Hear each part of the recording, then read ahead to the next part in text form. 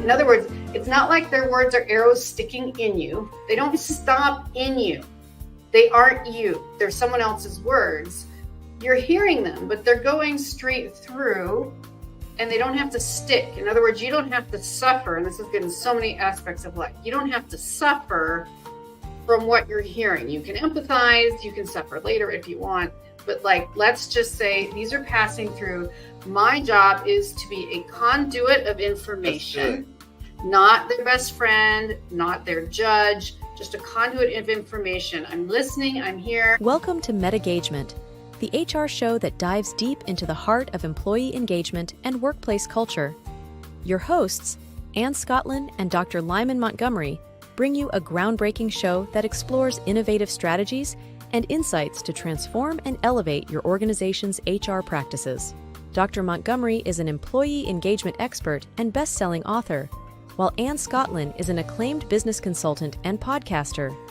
Together, they will unpack the complexities of modern HR challenges and reveal innovative solutions that can be immediately applied to your workplace. Please welcome Ann Scottlin and Dr. Lyman Montgomery.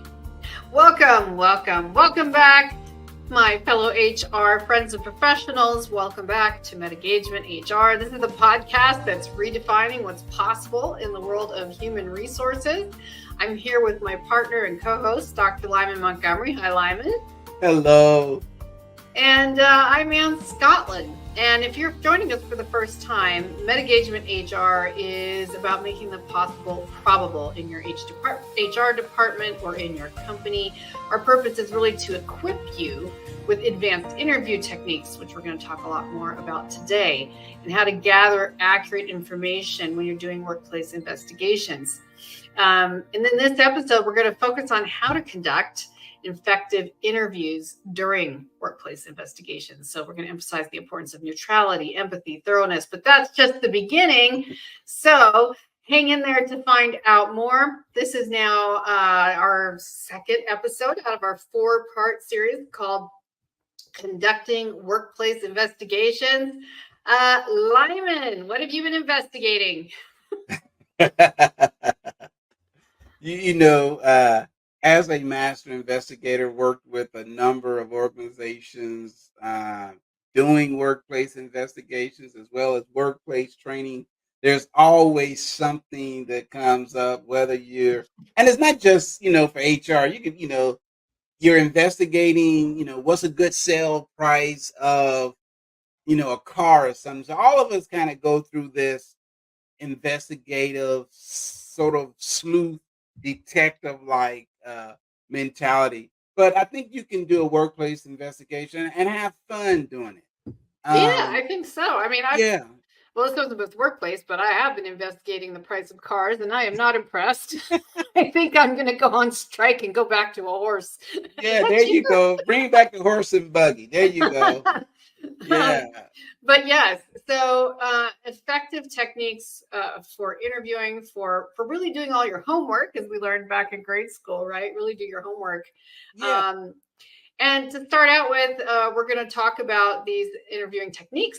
First of all, do us a huge favor.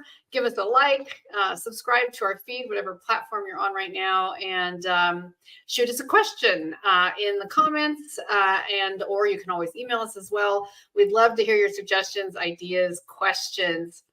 So I think, Lyman, as we get started here, nothing beats preparing. So first of all, we have to prepare for that interview. And I think the first step in preparing is really setting the right environment. So confidentiality, comfort, how do we create a safe and private space for interviewees?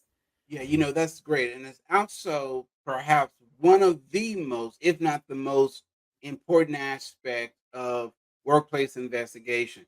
You've collected the initial information, you know who the players are, you know who those that have been accused of maybe a policy violation, whatever it may be. In the last episode, we talked about generally there are 3 different types of categories: attendance, performance, or behavioral, which tend to be the more serious type. But you also want to make sure that you ensure confidentiality, and that's setting the tone. that people, especially if they're a witness, and that if you tell the person, listen, um, we're more important. What's more important to us is to get the facts right. And as much as we can, we will protect the confidentiality. Now, there are some cases where the state and federal law does not allow you to guarantee confidentiality. For Mhm. example, and if you're dealing with issues involving children, the Mhm. elderly, the disabled, you are considered a reporting responsible party, which means you are obligated to notify law enforcement.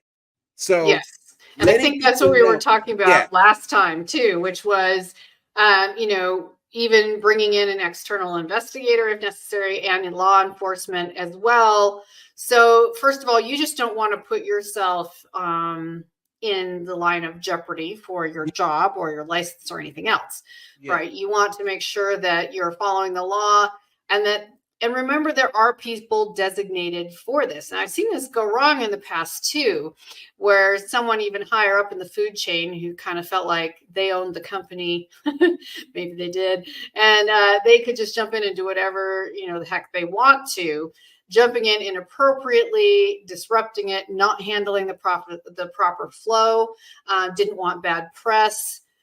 So part of doing this correctly is also making sure that you're choosing to work for someone who's on the same page in their ethics and belief system that of is so important. Because if not, you end up like the companies we've all read about or saw, where they have now been charged with a major cover up. And sometimes it's criminal. We're shredding documents, hiding information, not being transparent to their shareholders or to the board about uh, situations that have taken place. With, let's say you have a situation with one of your key salesperson. Well, I don't want to get rid of John. John brings in 30% of our revenue, and yet, if we look at the Me Too movement, we have to be careful that we don't place a value profits over the proper way of handling situations. And um and absolutely. and you can kind of talk about this a little bit, making sure that people feel comfortable. Confidentiality is one thing, but also we want people to feel comfortable. How would Oh you yeah. go about um dealing with someone and making sure that they feel comfortable talking to you? And Mhm. Well, I think this is one of those great opportunities where creating a comfortable environment is that opportunity of why we call yes, meta going beyond and above. Comfort means more than air conditioning or heat. Comfort even more than a comfortable chair. Those are huge pluses, but um, let's think. What are you wearing? Are you wearing a blazer and a tie? Can you take off the tie and blazer? Can mm-hmm, you set it aside? Can you leave the door open? That's kind of common in HR, of course.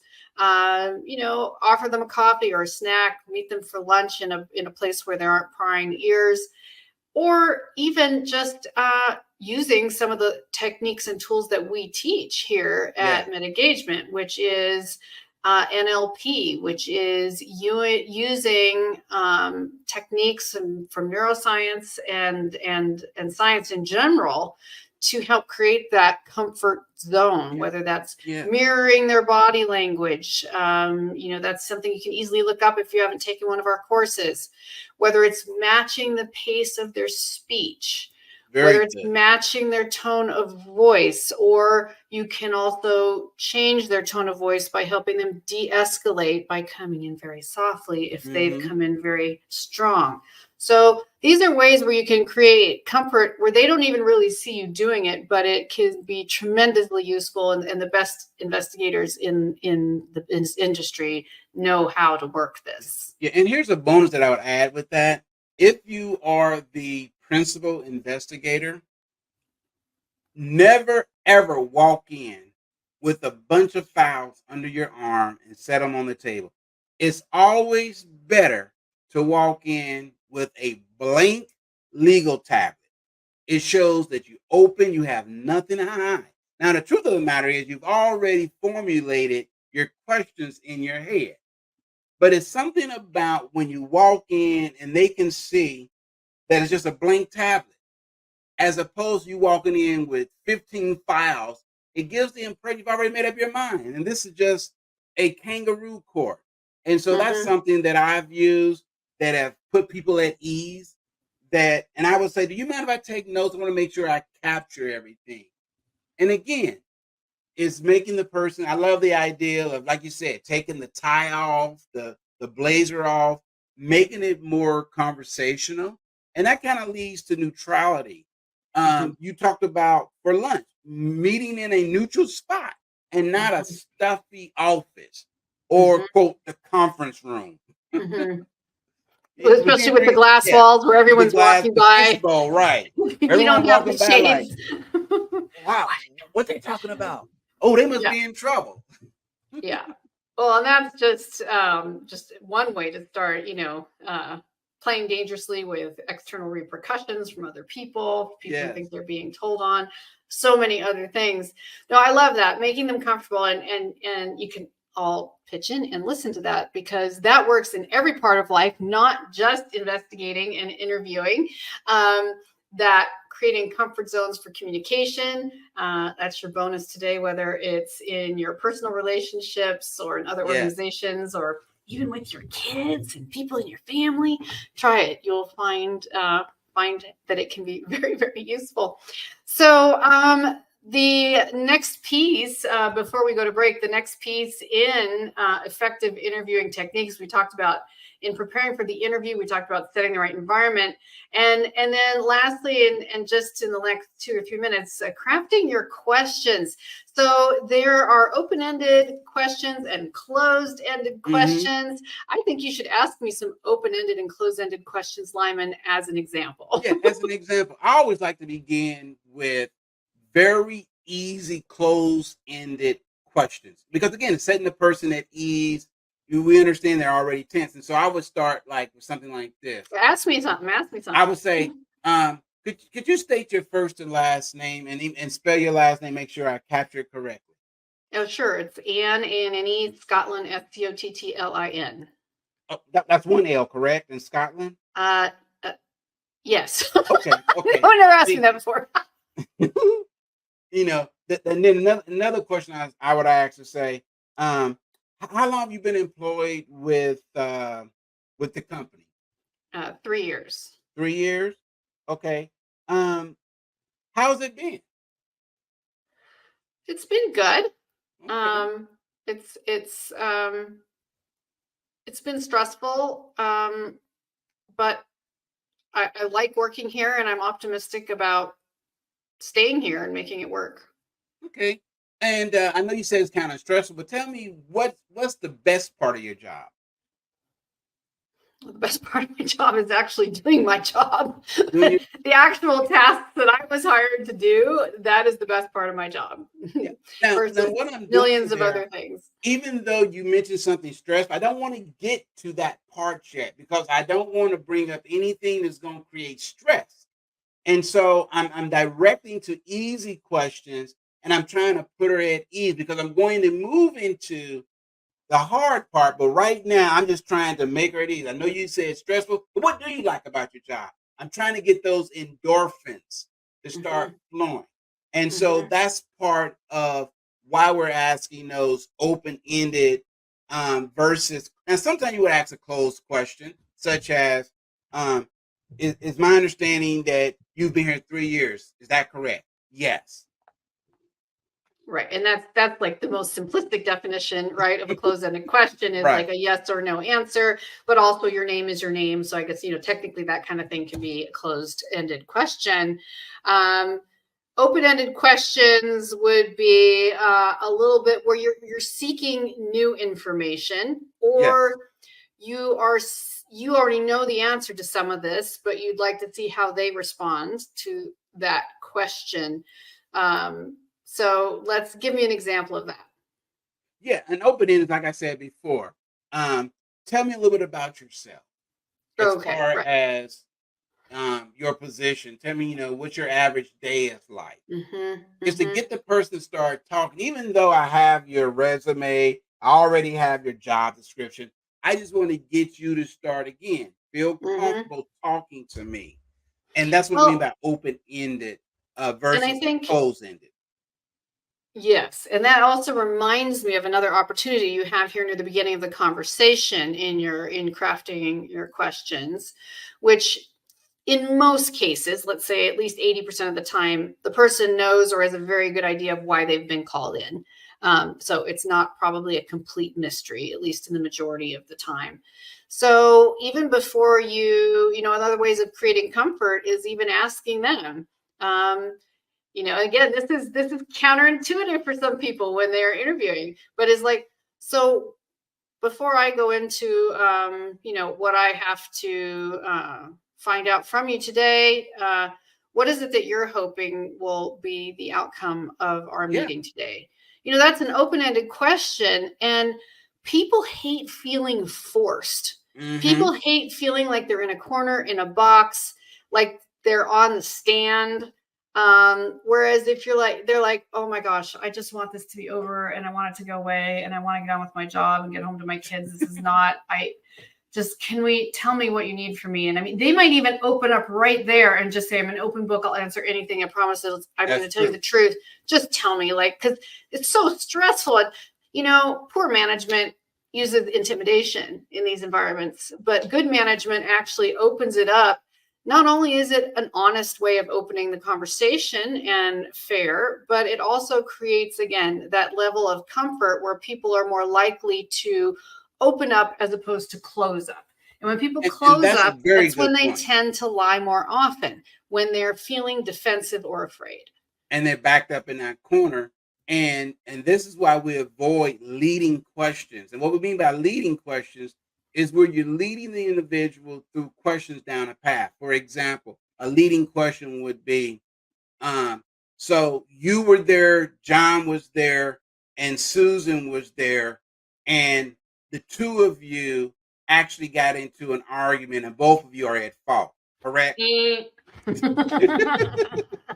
I've already assumed that both of you are at fault. I don't know. Okay, if you And watch so that's an any court example of TV at leading. all, if you watch Yes. any court TV at all, with real or fictional, you will know that Your Honor, leading Exactly. prosecution is leading You the know, witness. They right. never said anything about their girlfriend, and you just said, "Now, it was you and your girlfriend, right? You were with You your know, girlfriend." or you show them a picture. Now this person was also there, right? Well, the person you don't even know. And so you Mm-mm. want to avoid those type of, Mhm. techniques and things like that. Uh, but you said something in that raises a question going back to uh, the neutrality piece and making people feel a sense of comfort.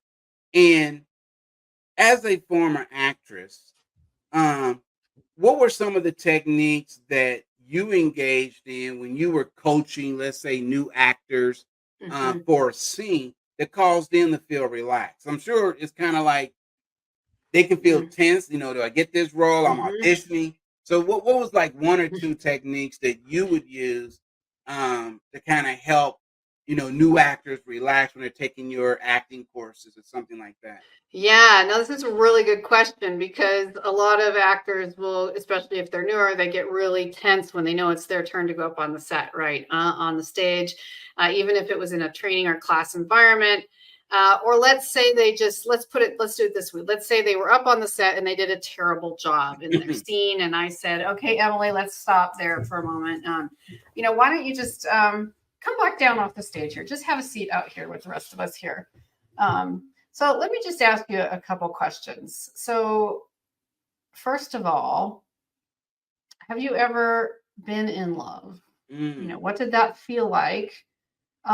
What was most meaningful to you in that story? What did you take away from the importance of that? Or another question would be, let's see if we can take this a little more towards like business, which would be when you get angry, typically what happens in your day-to-day life?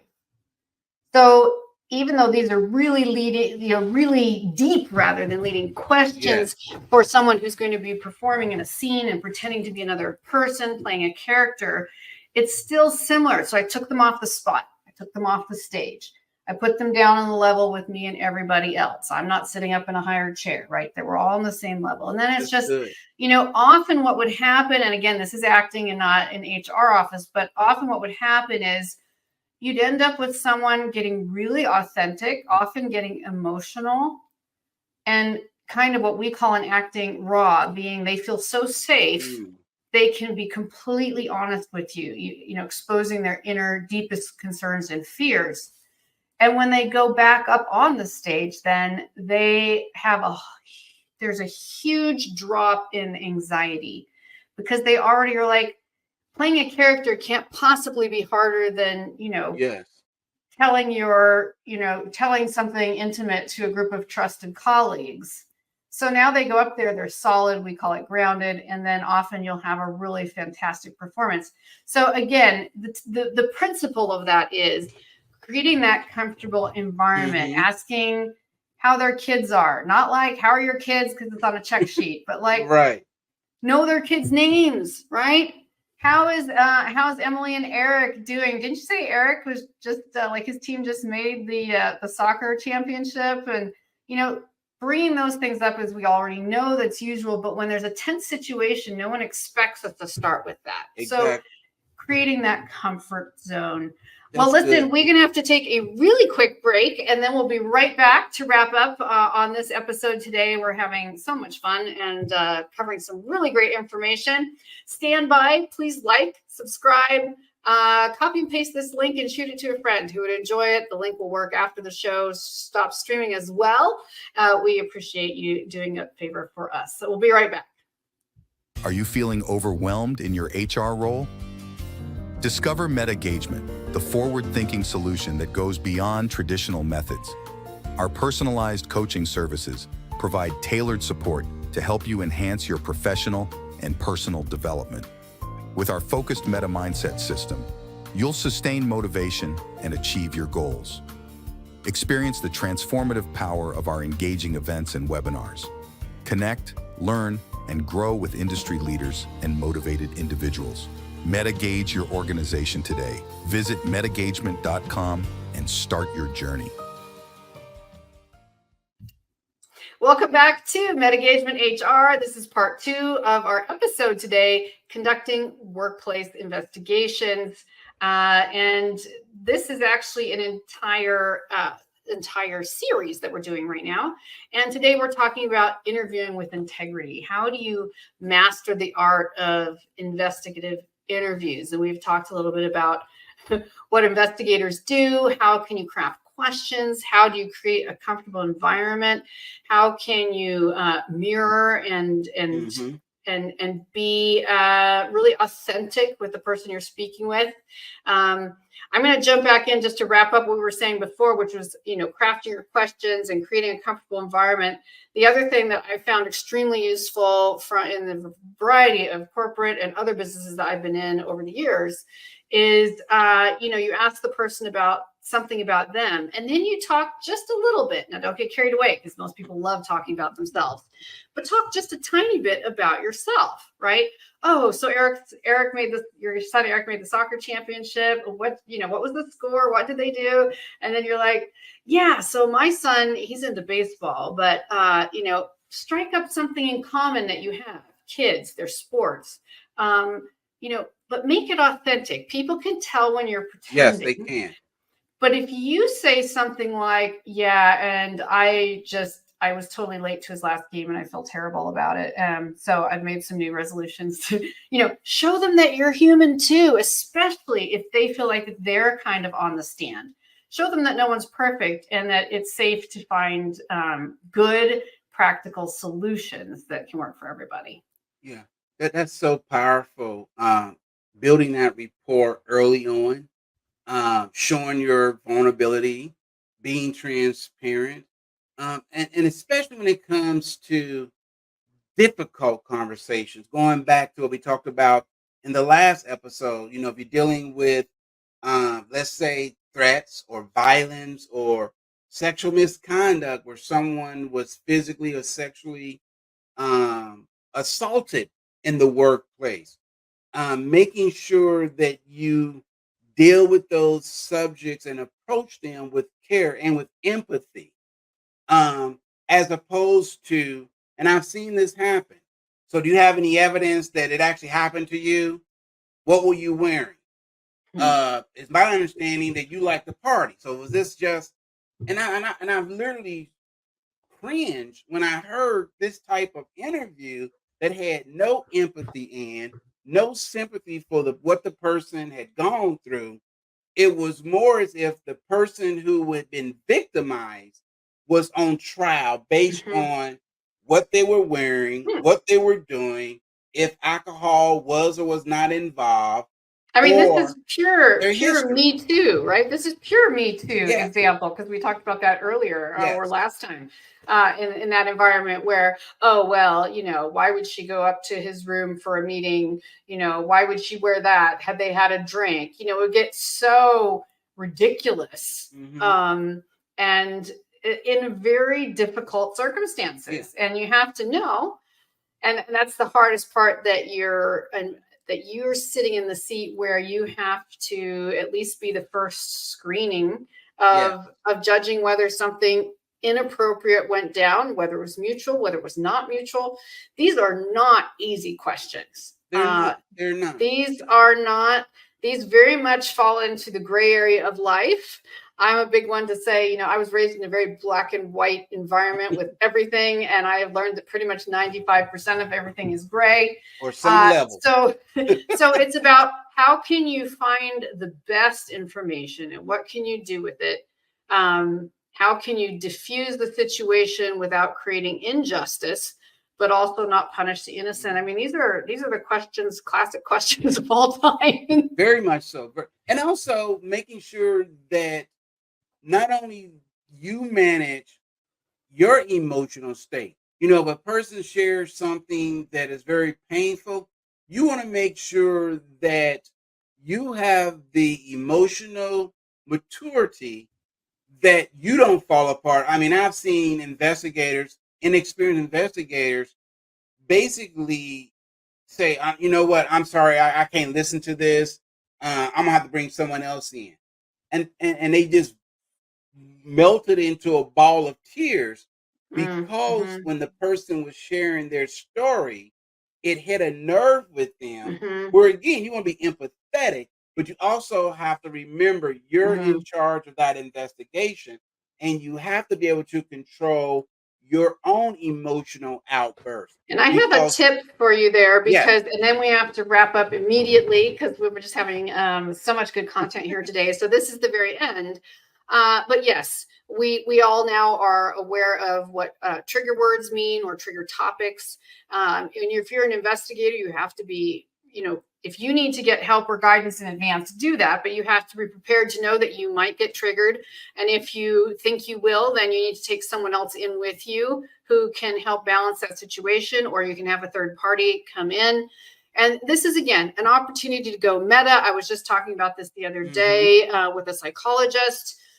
Which is one of the tools and tricks that I've learned over the years for myself, is when you are either in an argument with someone else, or if you're having to listen to something very uncomfortable, if you like to try unusual techniques, one of that is to envision that there is a hole here where they're talking at you. In other words, it's not like their words are arrows sticking in you. They don't stop in you.